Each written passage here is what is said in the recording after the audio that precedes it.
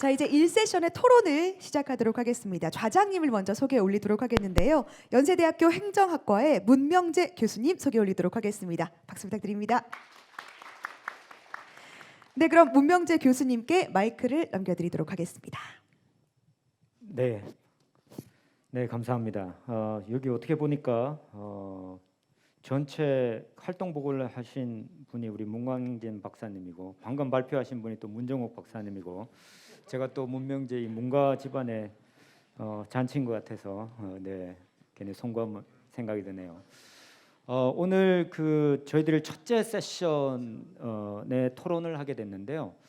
오늘 이 세션이 사실은 이제 45분까지 진행하는 것으로 시간에 나와 있습니다. 그래서 이걸 어떻게 할까 생각을 해보니까 다른 2세션이나 3세션은 토론자 선생님들이 7분이세요. 그런데 저희 세션에는 토론자 선생님께서 5분이십니다. 그래서 저희들이 조금 시간을 줄여주는 게 전체 진행에 도움이 되지 않을까 이런 생각을 했습니다.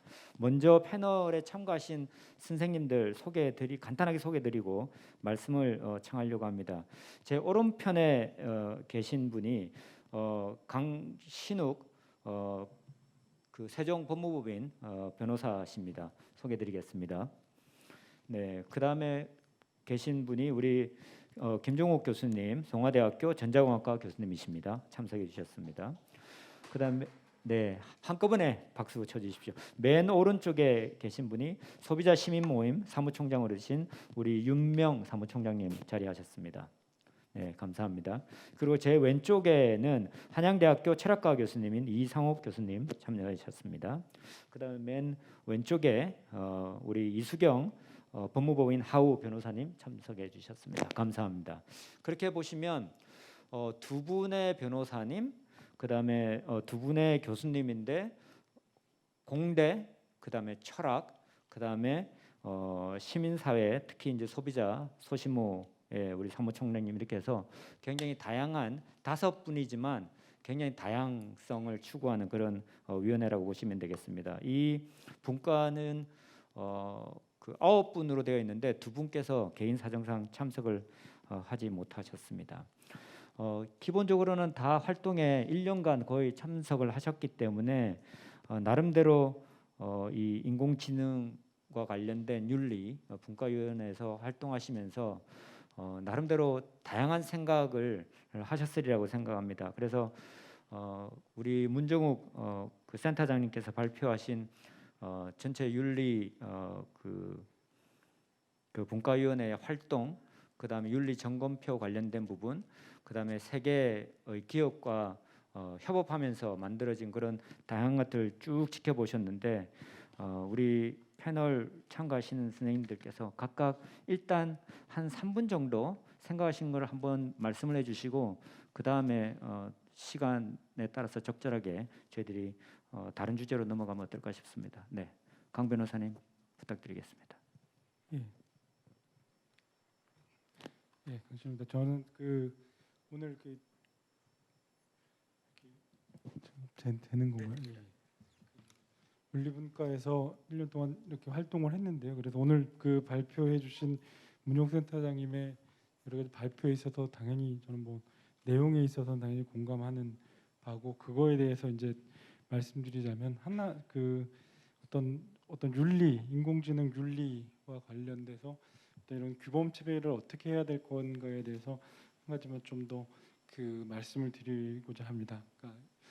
그러니까 발표에서도 모두에서 나왔던 것처럼 어떤 기술이 발전되면서 그게 서비스화되고 항상 하면 어떤 윤리적인 또 때로는 법률적인 문제가 항상 발생하게 되는 것 같습니다. 오늘 뭐 예시로 드신 이루다에 대한 프라이버시 문제라든지 뭐 어떤 영국의 사례에 있어서 어떤 편향성 문제, 그다음에 예전에 뭐 생명공학 같은 게 발생하면 항상 뭐 줄기세포와 관련된 어떤 윤리적인 문제, 그다음에 자율주행차도와 관련된 뭐 어떤 사고가 발생했을 때 판단 문제라든지 여러 가지 이런 것들이 발생했었습니다. 근데 그런 문제가 항상 발생했을 때마다 이거를 어떻게 규제라는 표현이 좀 그럴 수 있죠. 어떻게 이거를 문제를 해결할까라는 항상 고민이 있었던 건 맞습니다. 가장 손쉬운 거는 사실 사회적으로 한 거는 이걸 법제하려는 어쨌든 시도랑 그런 것들이 많은데 오늘 그 발표에서 한 것처럼 저는 제일 그냥 공감되는 부분 자체가 이거를 자율 규제로서 해결함으로써 어쨌든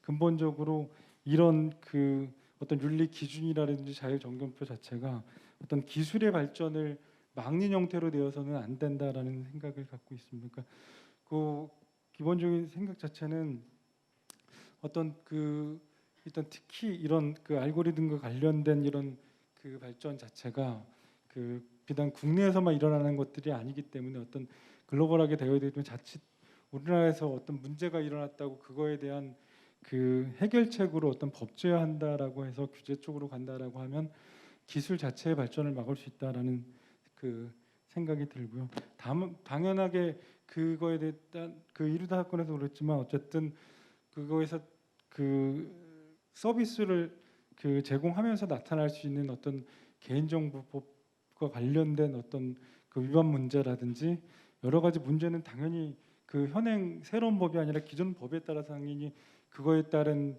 그 해당 여부라든지 고의과실이나 이런 것들 여러 가지를 고려해서 당연히 해결이 되지만 그걸 직접적으로 어떤 기술에 대한 규제를 가한다라는 건 굉장히 좀 조심스럽게 해야 되지 않을까라는 생각이 듭니다. 그래서 어쨌든 한번 그 법제화를 한다라고 하면 또 이게 다시 그거를 그 거슬러서 이렇게 법제화를 아닌 방식으로 하기는 어렵고 항상 일단 모든 규제가 일단 법제화가 되면 그걸 강화하는 쪽으로 계속 될 수밖에 없는 문제이기 때문에 그리고 아까 발표에서도 말씀드렸지만 이런 윤리 기준 문제나 이런 것들이 지금 알고리즘이 계속 그 우리가 생산했던 그 속도 이상으로 발전이 되고 있는 거기 때문에 항상 이게 그 계속해서 업데이트되고 지금도 1년간 아까도 그 윤리 기준이라든지 점검표를 말씀드리고 계속 어떤 개별 기업에 적용하면서 또 업데이트를 계속 하고 있는 것처럼 이거는 제가 봤을 때는 향후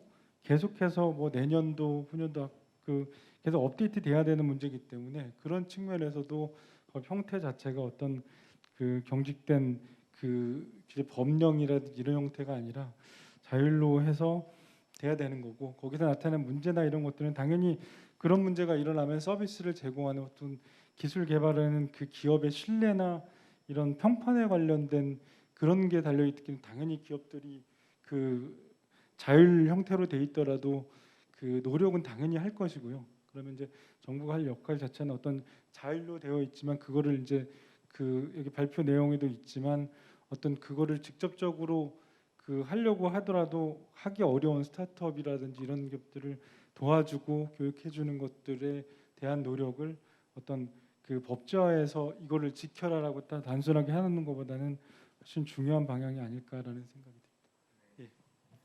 네, 변호사님 감사합니다. 이 변호사님이심에도 불구하고 이 인공지능과 관련된 부분을 이거 윤리적으로 접근할 거냐 아니면 규제법으로 접근할 거냐 그런데 가치 규범 그다음에 자율 점검을 중심으로 한 윤리적 접근이 기본적으로 맞겠다. 왜냐하면 외부 타율적인 규제인 법으로 갔을 경우에 국가 경쟁력, 산업의 경쟁력 이런 부분에 영향을 받을 수도 있기 때문에 자율 점검표와 같은 그런 방향으로 좀 자율성을 강조하면서 윤리적인 접근이 훨씬 더 현실적으로 좋겠다 이런 말씀을 주셨습니다. 그 다음에 지금 보니까 시간을 보니까요 조금 그 추가 시간을 주신 것 같아요. 월드컵에도 보니까 요즘 추가 시간을 많이 주던데 지금 제가 30분 정도 이 토론을 끝내야 되는 걸로 생각했는데 한 30 몇 분 줘서 지금 아직 30 몇 분 남은 것 같습니다. 그래서 제가 3, 4분 말씀을 드렸는데 한 5분까지는 쓰셔도 가능할 것 같습니다. 네, 두 번째 우리 토론자는 김정욱 교수님이신데요. 김정욱 교수님께서는 본인이 직접 케어링 AI도 만드시고 개발하시고 뭐 이렇게 한 경험을 가지고 있습니다. 그래서 실제 개발자 입장이면서도 학계 입장이면서도 또 윤리와 관련된 부분을 오랫동안 고민해 주신 입장에서 말씀을 주실 것 같습니다. 네, 교수님. 네, 감사합니다. 네, 저는 동아대학교 김정욱이고요. 방금 이렇게 소개해 주신 것처럼 좀 다양한 이제 분야에서 같이 이렇게 참여를 했습니다. 아까 문정욱 센터장님 발표 내용 잘 들었고요. 정말 1년 동안 우리 문 센터장님 비롯해서 정말 많은 우리 키스티 연구진과 우리 여러 자문위원님이 함께 우리 AI 윤리 10대 핵심 요건을 구체화하고 또 AI 기업을 지원하기 위해서 또 얼마나 열정적으로 노력하셨는지를 생생히 확인할 수 있어서 정말 좋았고 수고가 많으셨다는 말씀을 먼저 드리고 싶습니다. 저는 전공이 이제 AI와 로봇, 그다음에 시스템 제어, 공학 이런 분야에서 좀 AI 윤리를 기술적으로 구현하고 10대 핵심 요건에 대한 체크리스트를 AI 기업과 서비스의 특성에 맞게 구체화하고 정교화하는 부분에서 좀 지속적으로 참여를 했습니다. 그래서 스캐터랩과 리튼 테크놀로지스, 마크헤니 시스템, 마크헤니사에서 또 체크리스트를 만들고 또 윤리성 보완을 위한 어떤 기술 개발하는 데 있어서 제가 좀 부족하지만 제 지식을 총동원해서 자문을 좀 했고요. 또 자체적으로 이제 노인 케어를 위한 홈 서비스 로봇을 제작하면서 프라이버시와 같은 그런 윤리 핵심 요건들에 대해서 어떻게 우리가 기술을 개발해야 되고 영향성을 평가해야 될 것인가에 대한 좀 고민도 하고 나름의 좀 방법론도 한번 만들어서 발표를 해보았습니다.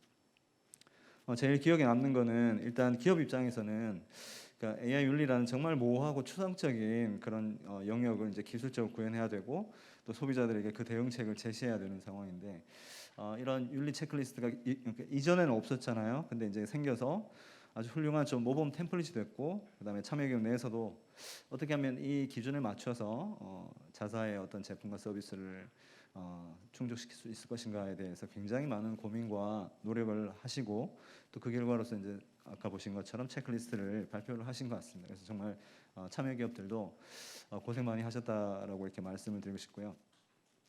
그리고 좀 바람이라고 하면 이제 현재 참여기업에서 좀 어떤 초안으로 그러니까 example로 작성하신 그 체크리스트에서 이제 앞으로 구체적인 사례들과 또 그에 대한 적용 케이스들이 좀 지속적으로 추가되고 또 관련해서 더 많은 기업들이 참여해서 AI 윤리 체크리스트가 정말 자율 규제의 좋은 가이드라인이 될 수 있을 것 같아서 기대가 크고요. 저도 계속 자문 역할을 할 수 있도록 노력하겠습니다. 특히 이제 현재 AI와 로봇 기술이 이제 영상 AI와 빅데이터를 기반으로 해서 의료, 재활치료, 헬스케어, 홈케어 서비스 분야에도 계속 확산되고 있습니다. 그래서 아마 몇 년 후에는 우리 가정 내에서 서비스 로봇이 돌아다니면서 다양한 케어 서비스를 한 시대가 곧 올 거라고 생각되고요. 그래서 내년에 제안 드리는 거는 그 AI 윤리 서비스 분야를 이 AI 이 분야 헬스케어 분야의 선도 기업에 적용하는 것도 한번 고려를 해주시면 좋을 것 같습니다. 그리고 이제 AI 윤리 영역 평가가 내년부터 진행될 계획이라고 제가 알고 있는데요. 그래서 AI 기술이 워낙 아주 광범위하고 그 적용 범위도 넓고 연관성 또한 굉장히 이제 복잡하기 때문에 그걸 규명하는 과정이 내년부터 단계적으로 이루어지는 것이 좀 매우 중요하다고 생각되고요. 특히 우리나라에서도 우리 윤리 영향 평가 프레임워크이나 그 소프트웨어 아키텍처 입장에서는 이제 카이스트에서 그래서 유창동 교수님이 AI 공정성을 위한 프레임워크이라고 해서 뭐 MSIT AI 페어라는 것을 이제 만들어서 발표하셨고요. 그다음에 또 최재식 교수님이 설명 가능한 인공지능에 대해서 계속 연구를 하고 계시고 저희 동아대에서도 이제 최근 AI 로봇 윤리 기술센터를 이제 개소할 예정입니다. 그래서 정말로 이 기술적인 면에서 어떤 그 윤리성과 그 어떤 상품성 가치, 상품적 가치 이런 부분에서 좀 서로 융합이 될 수 있도록 저도 노력을 이제 할 예정입니다. 마지막으로 이제 제가 조금 제가 최근 굉장히 아주 느낀 부분에 대해서 말씀을 드리고 마치도록 하겠습니다.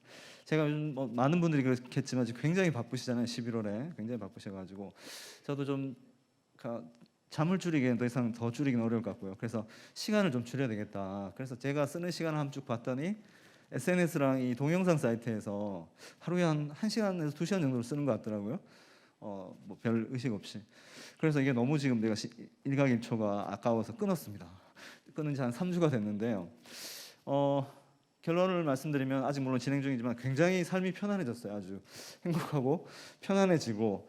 그래서 이게 왜 이럴까라고 생각했는데 이제 결국 그거죠. 그러니까 이제 우리 확증 편향이라든지 그런 이제 AI의 그런 기능의 좀 부작용이라고 할 수 있는 중독성이 좀 있었던 것 같아요. 중독성. 그래서 왠지 이걸 꼭 봐야 될 것 같고 가면 또 같은 생각이나 성향을 가진 사람들이 서로 막 이렇게 함께 감정적으로 이렇게 업앤다운 되는 그런 상황을 좀 많이 겪으면서 그래서 이제 이게 도저히 제 일에 지금 좋은 영향을 미치지 못해서 끊었습니다. 근데 이제 끊고 나니까 정말 좀 근본적인 질문인데요. 우리 AI와 또 함께 살아가는 그런 사회에서 이제는 우리가 중독되지 않아야 되지 않을까. 그러니까 이것을 잘 활용하지만 우리가 어떤 AI 서비스에 그 구속되고 중독성이 있다고 생각될 때 그것을 판단하는 그런 어떤 과정들이나 그다음에 AI 서비스를 제공한 회사에서도 우리 인간들이 그 어떤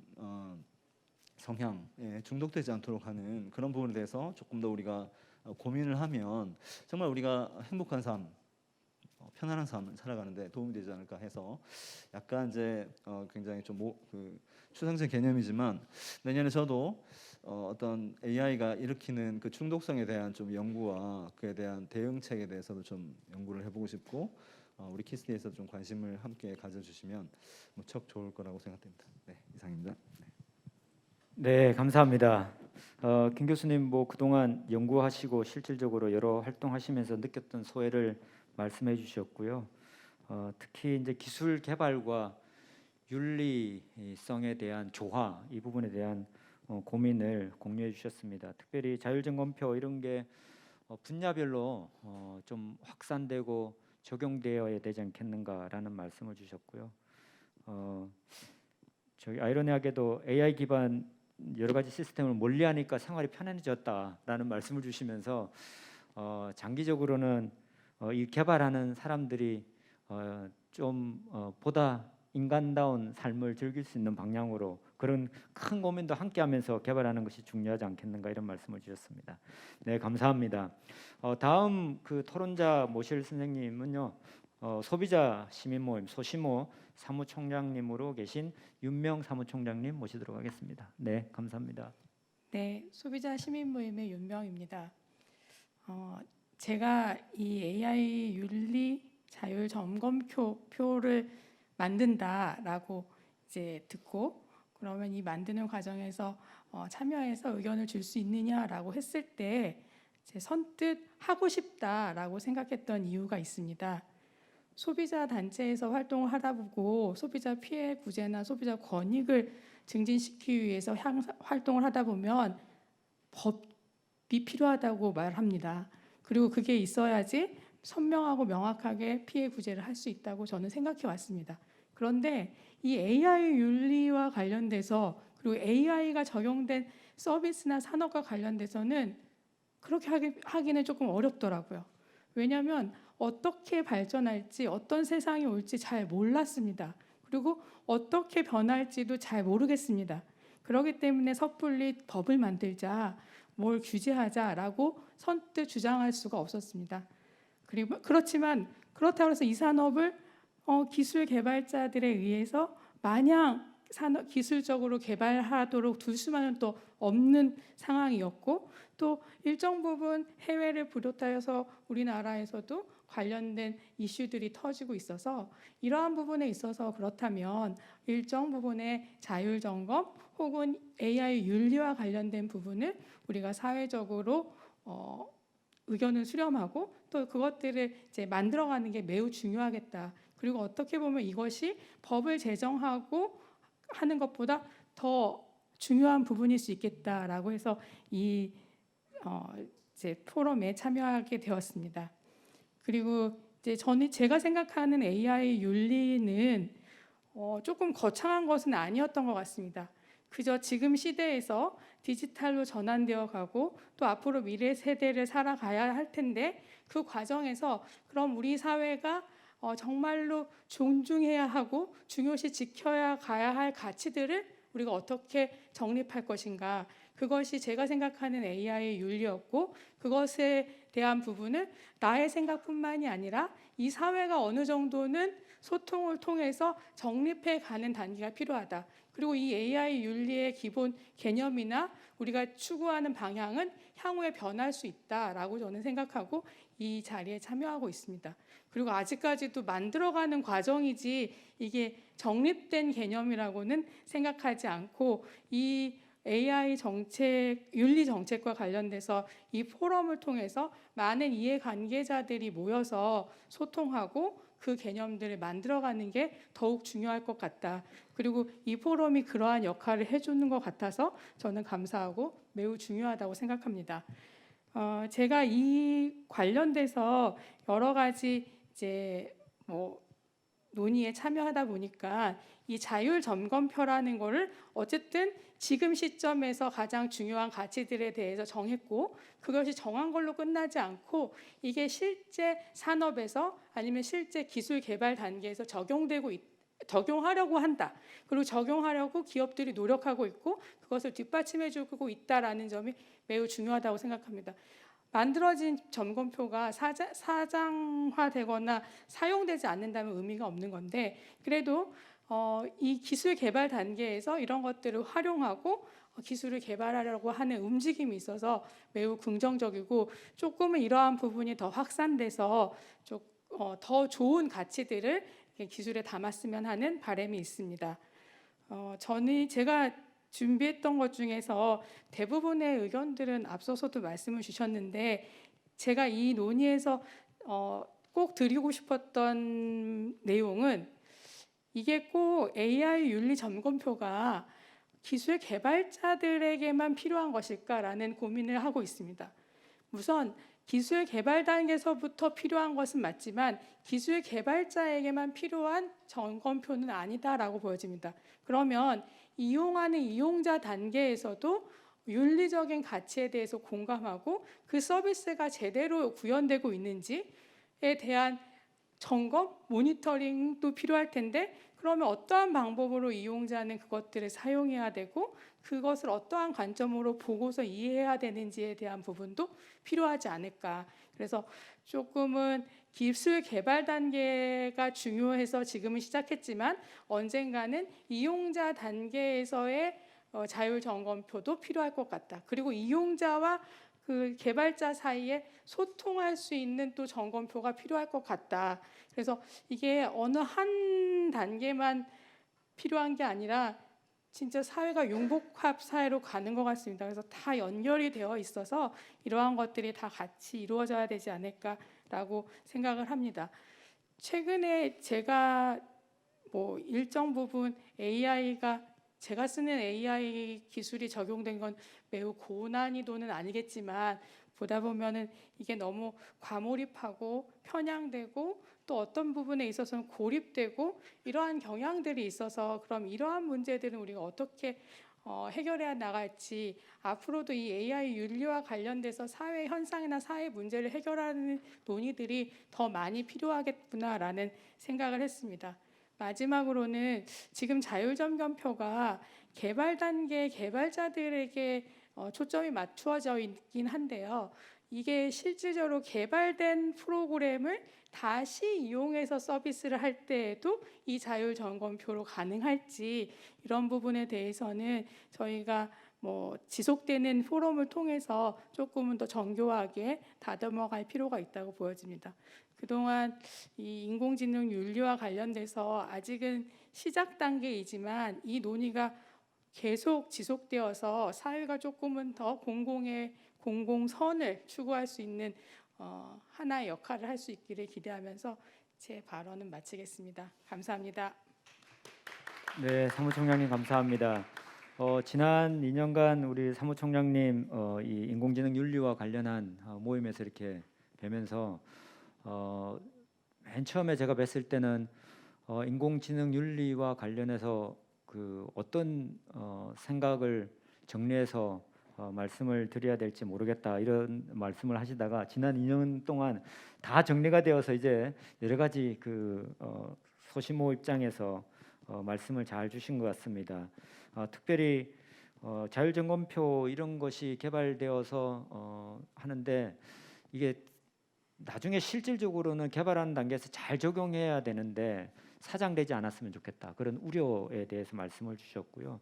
특별히 이용자들도 이와 유사한 그런 점검표가 있어야 되지 않겠는가. 그것은 아까 변승용 교수님 그 기조 발제 말씀 주시면서 여러 가지 그 인공지능 윤리 교육과 관련된 부분, 사실 이용자들도 나름대로 아까 3C라고 표현하신 그런 수준의 윤리 교육이 그 필요하고 거기에 대한 생각들이 이용자들도 있는 것이 굉장히 중요하지 않겠는가 이런 생각을 공유해 주신 것 같습니다. 네, 감사합니다.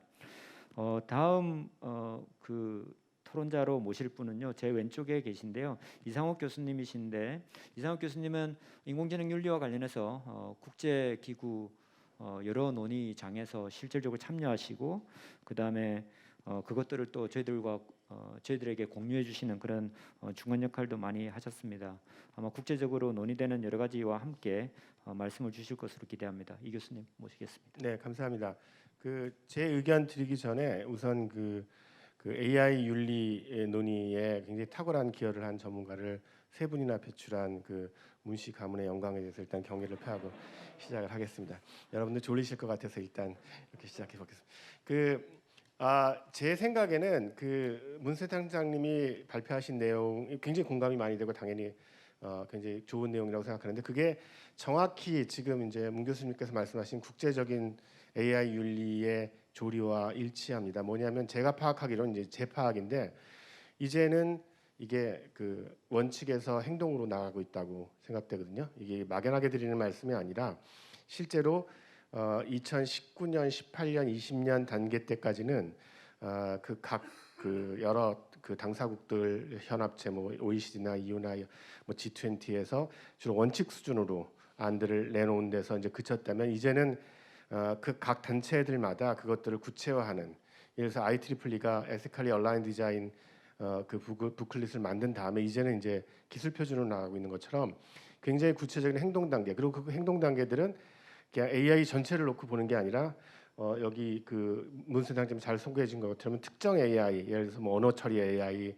아니면 시각 인지 AI처럼 그 특정 분야에서 발생하는 특정 윤리적 쟁점들을 좀 더 치밀하게 보려는 그런 노력들, 그리고 그게 그 실제로 제도적 행동이나 아니면은 뭐 자율 규제나 아니면 사용자들에 대한 교육이나 하여튼 다양한 형태로 이루어지고 있다는 점을 말씀드리고 싶고, 그리고 이제 그 과정에서 흥미롭게도 그 많은 분들이 특히 우리나라에서 그 논의가 많은 것 같은데, 이걸 뭐 법률로 세게 규제해야 되냐 아니면 그냥 자율 규제에 맡겨야 되냐, 이렇게 법률적인 어떤 대응과 아니면은 그 윤리적 대응 사이에 이렇게 완전히 그 칼 가르듯이 이분법적으로 생각하는 그런 그 생각이 얼마나 좀 국제적 흐름에서는 잘 맞지 않는 것인지를 보여주는 경향들이 있습니다. 제가 오늘 아침에 이제 다른 그 곳에서 최근에 EU에서 이루어지고 있는 이런 디지털 기술과 관련된 여러 가지 규제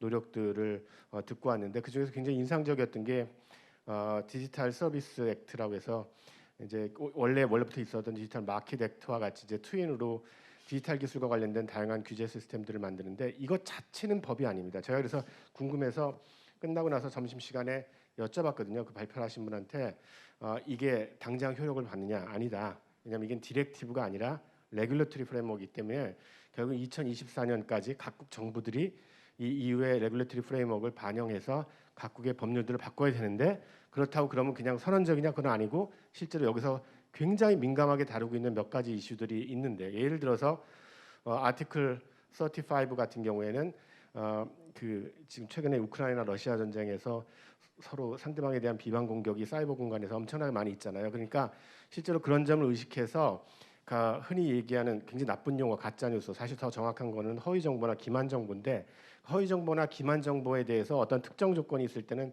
처벌할 수 있는 규정을 시민단체가 엄청 반대하는데도 결국은 통과시켰대요, 맨 마지막에. 그래서 거기서도 보이는 게 뭐냐면 결국은 트레이드오프 문제를 우리가 고려를 해야 되는 거죠. 그러니까 누가 봐도 그 규정은 이해가 되죠, 왜 들어갔는지. 그게 끼치는 그 악영향이 기만 정보, 허위 정보가 굉장히 크니까. 근데 또 누가 봐도 왜 시민단체가 반대하는지도 이해가 되죠. 그건 분명하게 표현의 자유에 대한 침해고 헌법적 권리에 대한 제한이니까. 그러니까 결국은 그런 것들을 그 구체적인 논의가 이루어지는 맥락 내에서 굉장히 오랜 공간 협의를 통해서 하나하나 이렇게 만들어 나가는 작업인데, 그게 윤리냐 아니면 법이냐, 이걸 이렇게 나누려는 시도 자체가 이게 연결돼 있는 거거든요. 그래서 그런 어떤 총체적인 과정들을 유네스코 윤리 권고나 다양한 그 문서들에서 확인된 시스템으로서의 AI를 보고, 하나의 단일 기술이 아니라 그리고 홀 라이프 사이클 에서 멀티 스테이크홀더들의 참여들을 이끌어내면서 진행되는 그런 부분들이 되게 중요하다고 생각하고, 그런 면에서 그 이 정보통신정책연구원에서 과기정통부랑 같이 이 일을 추진할 때 그냥 땅땅땅 이렇게 그 프로젝트 하셔가지고 그냥 한 번에 발표하시는 게 아니라 관련된 당사자들과 계속해서 소통하시면서 그 안들을 구체화시키고 조금씩 만들어 나가는 작업들, 그런 작업들이 굉장히 소중한 작업이고, 앞으로도 그런 분야에서 계속해서 좋은 활동이 있으시길 바랍니다. 감사합니다. 네, 교수님 감사합니다. 국제적으로도 이 인공지능 윤리와 관련해서 이 원칙에서 이제 행동으로 옮겨가고 있는 과정에 우리나라가 지금 우리가 그 키스티를 중심으로 또 과기정통부를 중심으로 고민하고 있는 것들도 그런 그 트렌드에 부합한다 이런 말씀 주셨고요. 어떻게 보면은 지난 한 2년간이 축구로 보면 몸풀기 하던 때라고 보면 올해는 이제 입장하는 단계. 그래서 이제 본 게임이 이제 시작되지 않겠는가 뭐 이런 생각을 하게 되는데, 이제 그러다 보니까 사실은 윤리 기준 자율점검표라고 쓰여 있지만 기업에서는 규제로 또 읽히는 또 읽는 그런 상황이 있어서 같은 용어이지만 다르게 해석하는 입장도 있는 것 같습니다. 그래서 그런 면에서 보면 아까 문정훈 팀장님, 센터장님께서 그 스캐터랩과의 관계가 굉장히 좋다라고 말씀을 하셨는데 굉장히 긍정적인 것 같고요. 또 기업에서 오신 분들은 또 어떤 생각을 하고 계신지 또 나중에 기술분과위원회에서도 여러 논의가 있으리라고 생각을 합니다. 네, 감사합니다.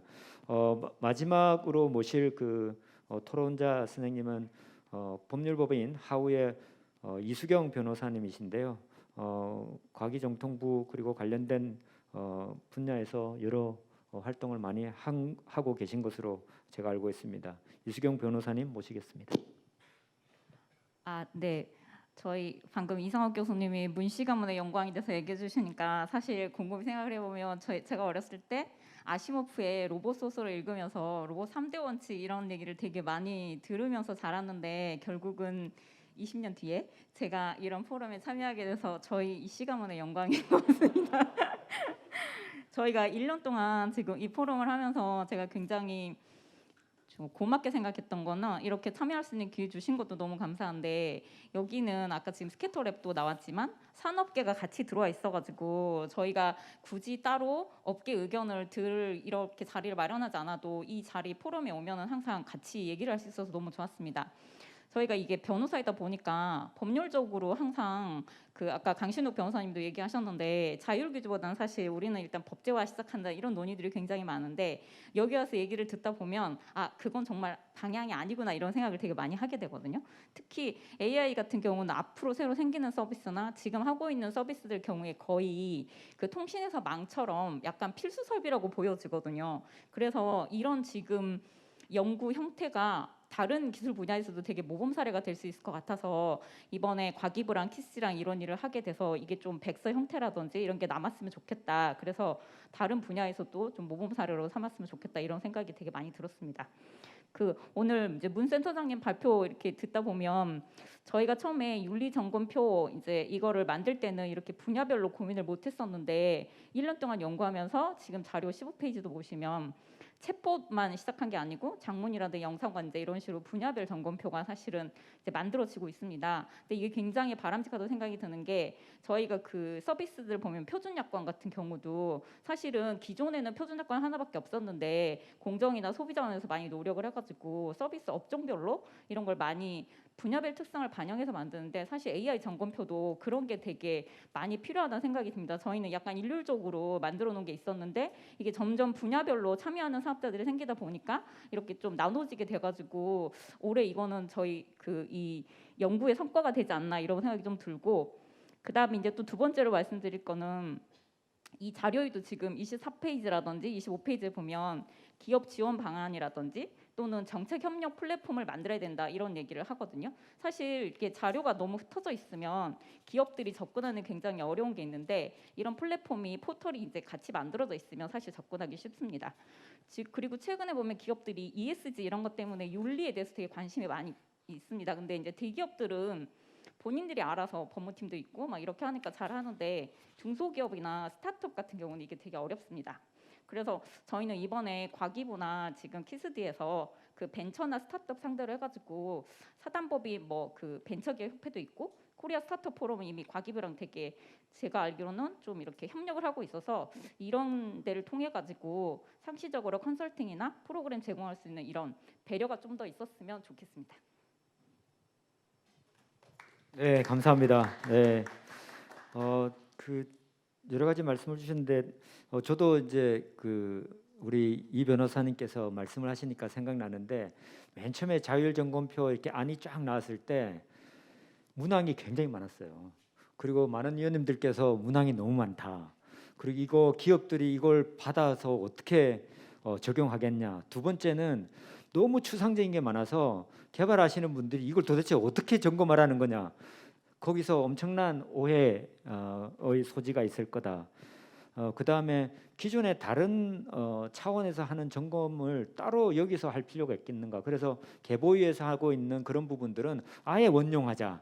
그래서 어떻게 보면 지난 1년간의 작업이 구체화시키는 작업, 단순화시키는 작업, 그 다음에 적용 용이할 수 있도록 하는 작업 이라고 보시면 될 것 같습니다. 그래서 우리 이 변호사님께서 그런 말씀을 주셨고요. 또 특별히 앞으로 대기업은 나름대로 역량이 있어서 잘할 텐데 중소기업, 스타트업 지원하는 프로그램 쪽으로 이걸 잘 연결시키면 훨씬 더 유용한 부분이 있겠다 이런 말씀도 주셨습니다. 저희들이 한 3, 4분 정도 시간이 남았는데요. 혹시 플로우에서 조금 도움 말씀 주실 내용이 있다든지 아니면 당부 앞으로 이런 부분을 조금 신경을 쓸 필요가 있겠다라고 생각하신 게 있으면 간단하게 좀 그 공유해 주시면 좋을 것 같고요. 한두 분 정도 간단하게 모시고 그리고 마지막은 짧게 우리 발표하신 우리 문정욱 센터장님 간단하게 마무리 말씀해 주시면 되겠습니다. 혹시 제가 갑자기 네, 저 뒤쪽에 네 마이크 조금 간단하게 본인 소개 말씀 주시고요. 간단하게 말씀 주시면 네. 좋겠습니다. 안녕하세요. 네. 저 코아소프트의 소순주 대표라는 사람인데요. 네네. 예, 그 소프트웨어를 개발을 하고 있는 회사예요. 근데 이제 오늘 아주 좋은 말씀 많이 잘 들었습니다. 아주 일어서서 할게요. 좋은 말씀 아주 잘 들었습니다. 그리고 이 윤리라는 게 쉽지 않은데 굉장히 또 이 쉽게 많이 토의를 해주시고 사실은 이게 이해관계자들이 그 이 윤리에 대해서 개발자뿐만이 아니라 설계자, 운영자 그리고 이게 그 도입하는 사람들 공공기관에서도 그런 쪽에 지금 계속 점검표를 만들고 있고 거기에 대해서 고민을 많이 하고 있는 걸로 저도 알고 있습니다. 그래서 많은 말씀을 잘 들었고 이제 좀 그 무겁지 않게 제가 그 이루다를 제가 최근에 그 테스트를 한번 해본 게 있어요. 그래서 그거에 대해서 잠깐만 좀 여쭤보고 그거에 대해서 답변을 좀 주시면 좋겠습니다. 뭐냐면 1차 때 이제 작년에 그 문제가 돼가지고 어떤 혐오성이나 이런 것들이 좀 문제가 돼서 이제 스톱했다는 것을 알고 있고 오늘 뭐 대표 오셨겠지만 그다음에 이번에 이제 그 윤리 점검표를 만들어 가지고 홈페이지에도 게시를 했더라고요. 그리고 이제 8월 달에 이렇게 8월 26일 날인가 이렇게 하고 그다음에 10월 달에 오픈을 하고 난 다음에 이제 저도 궁금해서 앱을 깔아봤어요. 앱을 깔아봐 가지고 이렇게 하다 보니까 이제 그 우리 워낙 여기 오신 분들이 윤리에 대해서 많이 아시니까 이제 잘 아시겠지만 데이터 편향성이나 이런 편향성에 대해서는 아직 상당히 부족하다는 걸 제가 좀 발견을 했어요. 뭐냐면 테스트를 하면서 이제 물론 우리가 그 윤리 얘기하면서 흑인 백인 얘기하고 이런 것들은 많이 사례가 돼서 이제 아마 그 접근이 잘 됐고 학습이 된 것 같아요. 그래서 그것은 문제가 없었는데 종교적인 관점으로 해가지고 제가 이제 이게 기독교는 요즘 문제가 많이 있어. 그리고 이게 사이비 종교가 많은 것 같아. 그러니까 이제 거기서 답들이 쭉쭉 오더라고요. 그 이루다의 여자 친구가. 그리고 난 다음에 자기도 저는 이제 기독교라고 하고 자기는 불교라고 하고 그러면서 문제가 많으니 자기는 기독교는 종교가 문제가 있어. 이런 이제 답변이 좀 나오더라고요. 이게 그 이 자연어 체류로 해갖고 물론 해서 히스토리가 남아가지고 그 대답을 하면서 뭔가 문제를 해결할 수 있도록 이렇게 하면 좋은데 사실 거기까지는 아마 안 됐을 거예요. 그래서 지금 그 이루다도 점검표를 쭉 만들어가지고 했다고 하는데 그 점검표가 아까 챗봇이나 뭐 비전 이런 걸로 쭉 이제 확산을 한다고 하는데 챗봇도 사실은 굉장히 많은 그 국민들이 쓰고 있고 특히 어린애들이 많이 쓰고 있어서 그 고도화해야 될 부분들이 굉장히 많이 있습니다. 그래서 향후에 이번에 이제 그 점검표 만들어놨으니까 향후에 어떻게 고도화를 시키면서 그 저 분야별로 할 것인지에 대한 그 계획과 아까 같이 편향성에 대한 부분이 굉장히 중요하고 아까 어떤 뭐 민족, 종교, 성별 이런 것까지도 다 포함이 돼야 되는데 사실 종교적인 문제는 상당히 큰 문제거든요. 학습시키면 큰 문제가 발생을 할 수 있는데 그런 것들을 좀 어떻게 더 고도화시킬 수 있도록 민간들도 적용을 할 수 있도록 해줄 수 있는지에 대해서 좀 답변해 주시면 고맙겠습니다. 네, 좀 길었네요. 그 저기 오늘 주신 말씀은 센터장 우리 문정욱 센터장님을 통해서 스카트랩에 전달하도록 그렇게 제가 요청을 하겠고요. 답변 겸 마무리 말씀 겸 우리 문 센터장님 간단하게 말씀해 주시고 저희들 종료하면 될 것 같습니다. 네, 네. 오늘 일단 답변 먼저 드리면요. 그 분야별 확대 이런 것들은 이제 내년도 연구 개발 사업을 통해서 지속적으로 좀 확대 적용해 볼 계획이 지금 있고요. 그다음에 또 말씀하셨던 그 스캐터랩 관련된 부분은 저희 이따가 이 세션에서 우리 김종인 대표님 오셨으니까 거기서 아마 잠시 논의가 될 수도 있을 것 같고 아니면 또 좀 더 개인적으로 다시 한번 문의를 드리도록 하겠습니다. 그리고 또 하나 강조드리고 싶은 것은 오늘 뭐 발표했고 저희가 2020년에 발표했던 윤리 기준 그게 최종이 아니다. 그건 어디까지나 시작의 첫 걸음이라고 생각합니다. 지금처럼 제기해 주시는 그런 문제들 이게 꼭 비단 AI 챗봇에만 있는 것은 아닐 것 같고요. 다른 의료, 뭐 자율주행 차량, 뭐 여러 가지 기타 AI 기반 제품 서비스에서 발현될 수 있는 문제라고 생각합니다. 근데 AI라는 게 아까도 계속 논의가 됐지만 아까 우리 윤명 총장도 말씀하셨지만 뭐 어떻게 될지 어느 쪽으로 튈지 우리가 기존에 생각했었던 그런 위험에 과연 맞게 그렇게 나올지 아니면 저희 전혀 예상하지 못한 그런 새로운 이슈들이 나오게 될 가능성이 있다고 봅니다.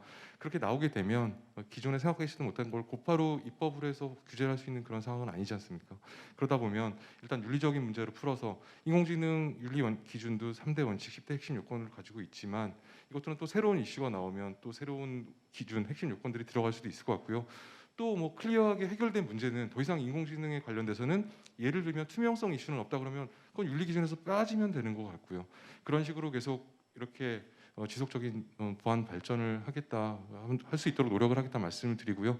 오늘 포럼 위원님들 좋은 말씀 주셔서 감사하고요. 이 자리를 빌어서 지난 1년 동안 감사하다는 말씀 다시 한번 드립니다. 고맙습니다. 네, 감사합니다. 네, 저희들 첫 번째 세션 마무리하도록 하겠습니다. 지금 여기서 논의됐던 것이 이어져서 기술 분과 그리고 교육 분과에서 같이 논의될 수 있으리라고 생각합니다.